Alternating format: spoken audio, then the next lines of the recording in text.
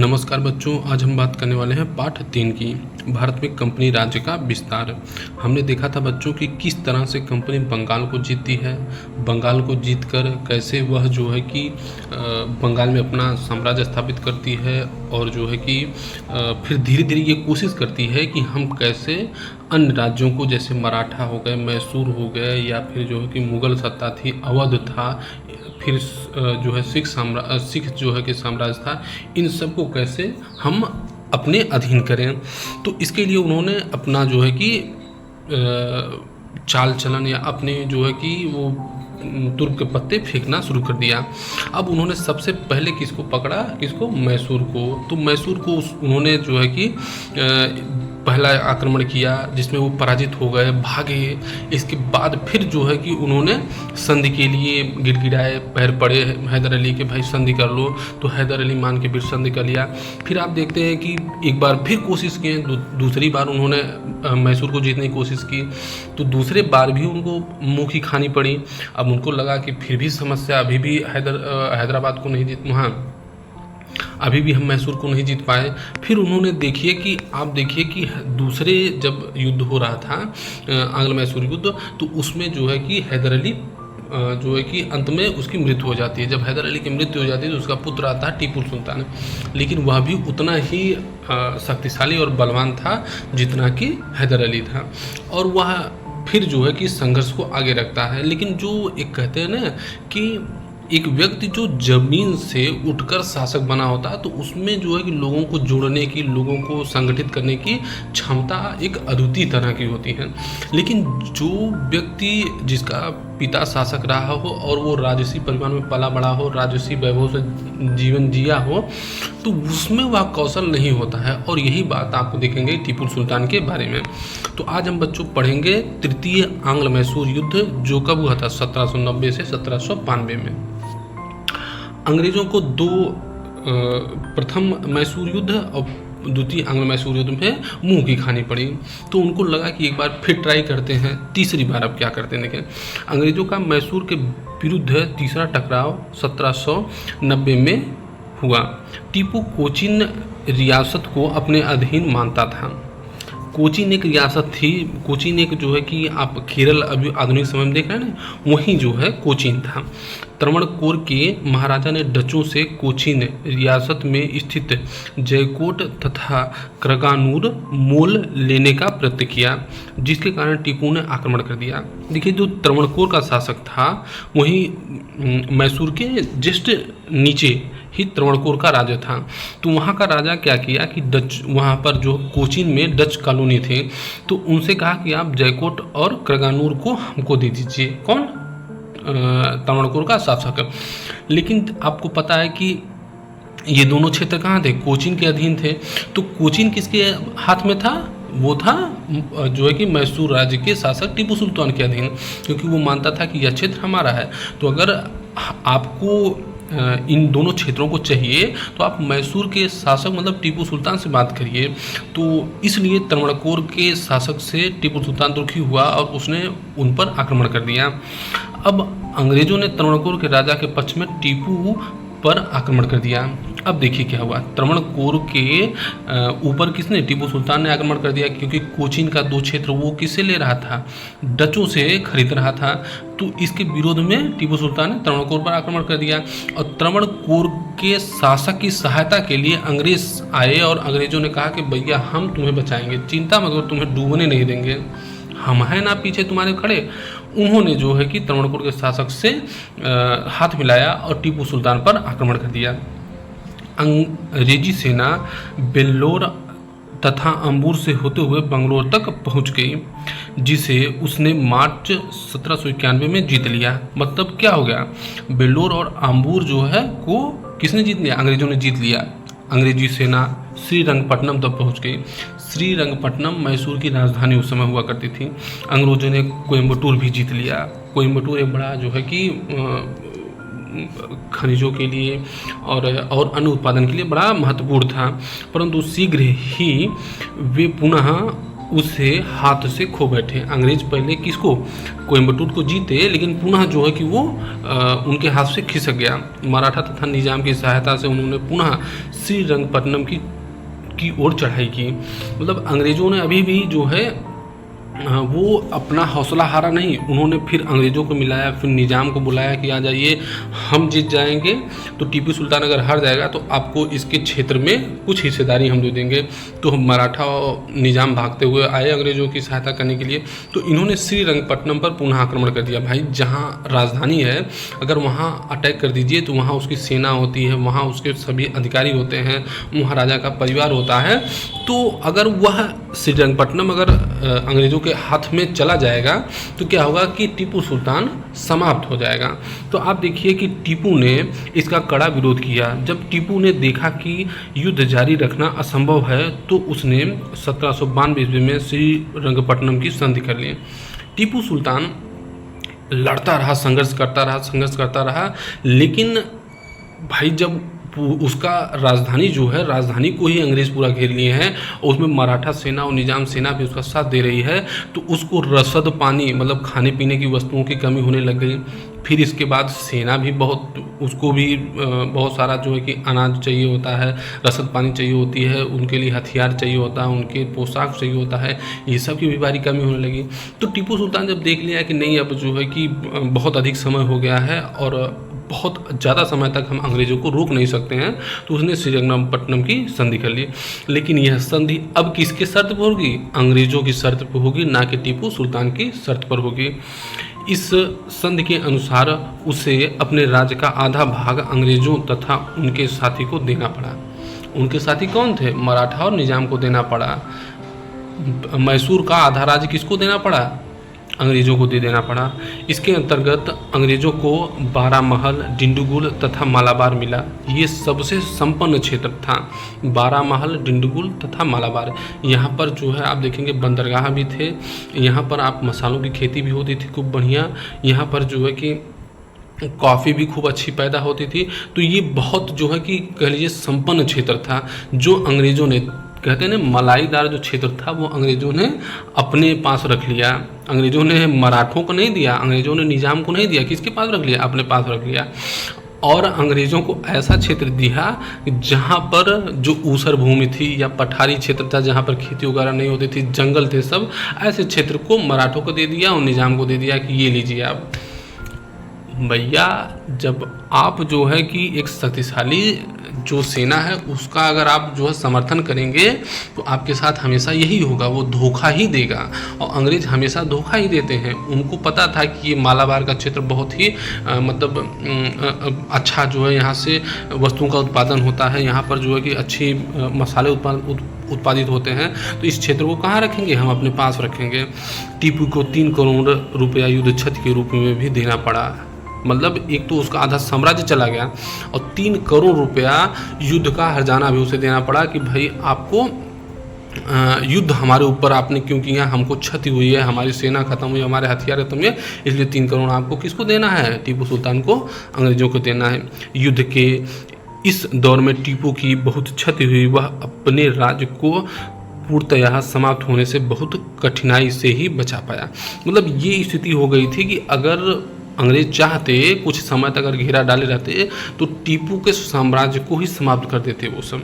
लेकिन टीपू ने चालाकी से कि कुछ समय का वक्त मिल जाएगा, अगर संधि हो जाएगी तो हमें कुछ समय का वक्त मिल जाएगा और वक्त मिल जाएगा उतने में हम संगठित होकर पुनः अंग्रेज़ों से जो क्षेत्र हमारा खो गया उसको हम पालेंगे। लेकिन ऐसा अंत में हुआ नहीं। अब देखते हैं चतुर्थ आंग्ल मैसूर युद्ध। अब तो आप देखते हैं कि आधा क्षेत्र किसके अधीन चला गया, अंग्रेज़ों के अधीन चला गया। उनको 3 करोड़ रुपया देना पड़ा, खजाना भी खाली हो गया। तो टीपू सुल्तान की स्थिति बहुत कमज़ोर हो गई। तो जब कमज़ोर हो गई तो उसने क्या किया कि फिर भी वो हार नहीं माना।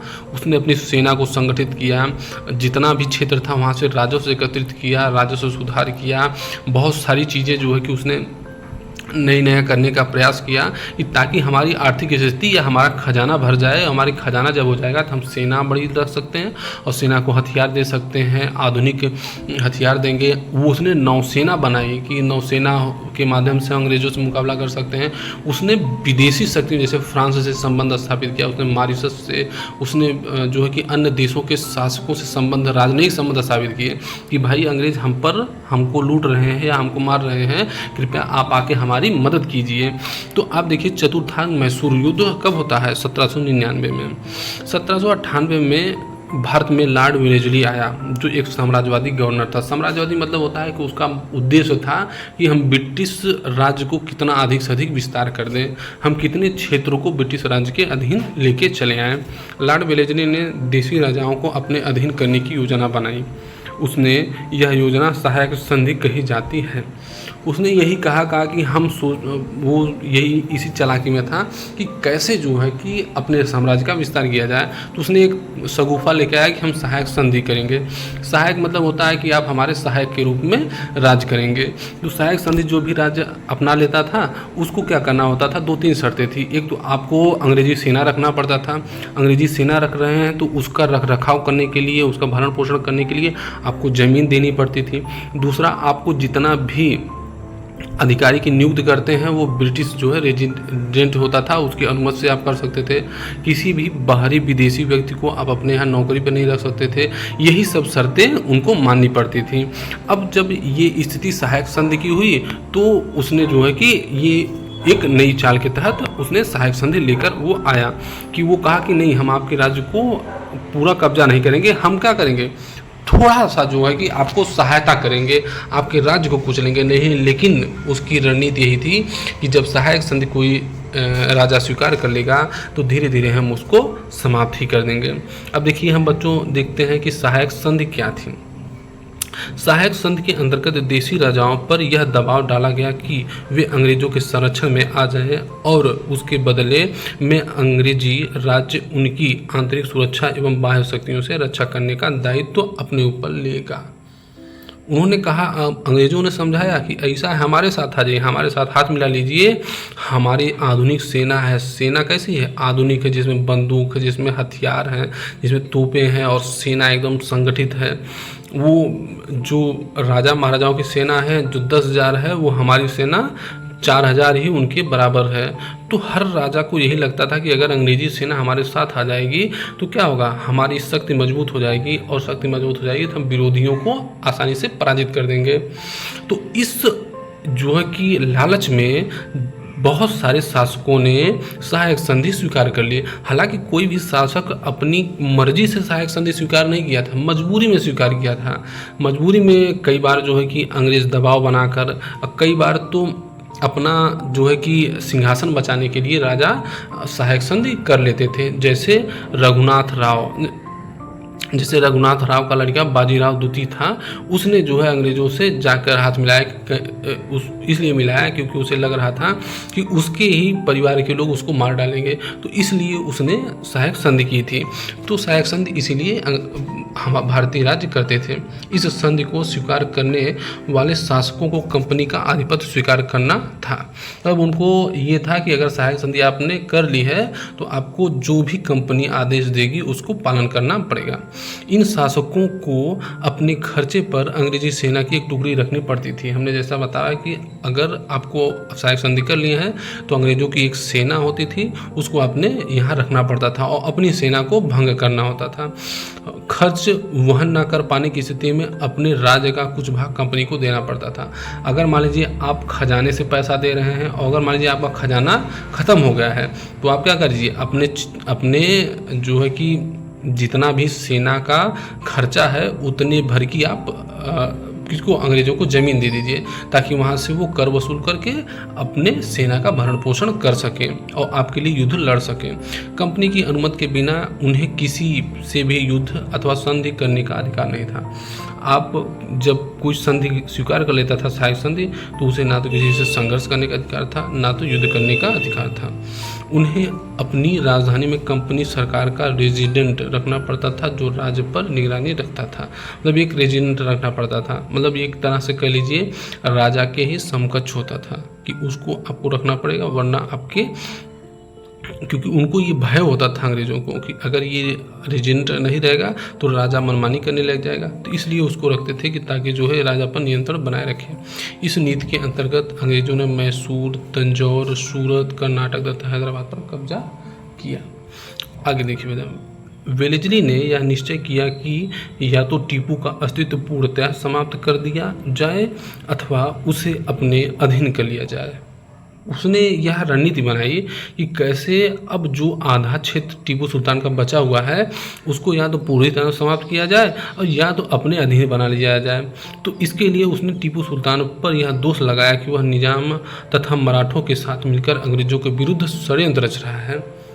उसने एक आरोप लगा दिया, सिर्फ आरोप लगाया, हवा दे दी कि टीपू सुल्तान जो है मराठों को और निजाम को अपने साथ मिलाकर अंग्रेज़ों पर आक्रमण करना चाहता है, और जबकि ऐसा कुछ नहीं था, क्योंकि दूर दूर तक मराठाओं का और निजाम से टीपू सुल्तान से तो संबंध नहीं था, जबकि हैदर अली से संबंध था लेकिन टीपू सुल्तान से संबंध नहीं था। विभिन्न देशों से मिलकर अंग्रेज़ों के विरुद्ध व्यवहार कर रहा है। मतलब हाँ, ये बात तो सत्य थी, क्योंकि वो फ्रांस से भी सहायता मांग रहा था, मॉरिशस से भी सहायता मांग रहा था कि आप हमारे यहाँ जो है सेना भेजिए, हमारे यहाँ संसाधन भेजिए ताकि हम अंग्रेज़ों का मुकाबला कर सकें, लेकिन उसको कोई जो है सहायता नहीं देता है। ये सभी आरोप उसके उद्देश्य पूर्ति के लिए पर्याप्त थे। उद्देश्य क्या था कि मैसूर राज्य को हमें जीतना है। अप्रैल 1799 में उसने टीपू के विरुद्ध अभियान आरंभ कर दिया और मई 1799 को अंग्रेज़ों ने श्रीरंगपट्टनम का दुर्ग जीत लिया। जो किला था उसको जो ध्वस्त हो गया, जो आधा क्षेत्र बांट लिए थे किसने, अंग्रेज़ों ने, उसे श्रीरंगपट्टनम की जो किला था, दुर्ग था, उसे कौन जीत लिया, अंग्रेज़ों ने जीत लिया। जब वो किला ढह गया तो एक तरह से मानिए कि टीपू सुल्तान की जो सत्ता थी वो चरमरा गई। टीपू बहादुरी के साथ लड़ता हुआ वीरगति को प्राप्त हुआ, मैसूर पर अंग्रेज़ों का आधिपत्य स्थापित हो गया। मतलब टीपू बड़ी वीरता के साथ लड़ा। उसका एक ही कहना था कि 1000 दिन बिल्लियों की तरह जीने से अच्छा है कि एक दिन शेर की तरह जीना चाहिए। तो इस तरह से उसने अपने जो है कि वक्तव्य के अनुसार अपना जीवन जिया और वो क्या मारा गया। दक्षिण भारत के इतिहास में टीपू का बहुत महत्वपूर्ण स्थान था। उसने अपनी वीरता, साहस तथा आत्माभिमान को कभी नहीं छोड़ा और वेलेस्ली के सहायक संधि का निमंत्रण अस्वीकार कर दिया। टीपू सुल्तान भले से ही पराजित हो गया था तृतीय आंग्ल मैसूर युद्ध में, लेकिन उसने कभी भी अंग्रेज़ों की बात को स्वीकार नहीं किया। वो उनके नियंत्रण को कभी स्वीकार नहीं करता था। उसकी एक प्रिय उक्ति थी कि एक शेर की तरह एक दिन जीना बेहतर है, लेकिन भीड़ की तरह एक लंबी जिंदगी जीना अच्छा नहीं। यही वक्तव्य हमने बताया था। इसी उक्ति का पालन करते हुए वह श्रीरंगपट्टनम के द्वार पर लड़ता हुआ वीरगति को प्राप्त हुआ। मतलब इसी उक्ति का मतलब भाई वो लड़ते रहा अंग्रेज़ों से कि हमको अंग्रेज़ों की अधीनता नहीं चाहिए। अगर उसे मराठे और निजाम का साथ मिल जाता तो शायद मैसूर का राज्य आज भी बचा रह जाता और अंग्रेज़ों के पांव उखड़ जाते, क्योंकि टीपू सुल्तान बहुत ही आधुनिक सोच का व्यक्ति था। लेकिन ऐसा हो नहीं सका और अंग्रेज़ों ने क्या किया, टीपू सुल्तान को रौद करके अब उसके 2 ही विरोधी बचे। एक कौन, मराठा बचे, एक निजाम बचा और एक कर्नाटक का राजा बचा, और सबको उन्होंने समाप्त कर दिया। अब बच्चों नमस्कार, कल पढ़ाएंगे।